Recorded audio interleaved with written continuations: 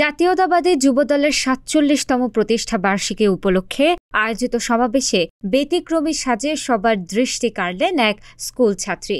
বেগমগঞ্জ উপজেলার হাসনহাট উচ্চ বিদ্যালয়ের ৭ম শ্রেণীর শিক্ষার্থী কাজী জান্নাতুল মাওয়া রুহি সেজেছিলেন সাবেক প্রধানমন্ত্রী ও বিএনপির চেয়ারপারসন বেগম খালেদা জিয়ার সাজে।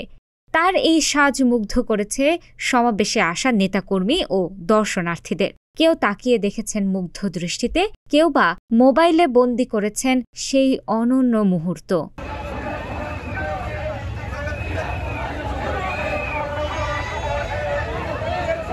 আমার নাম রুহি, আমি ক্লাস 7-এ পড়ি। আমি সাজছি কারণ আমি ঘাটে সাজতে যাচ্ছিলাম এবং আমি তার জন্য সাজছি। কেন ভালো লাগে?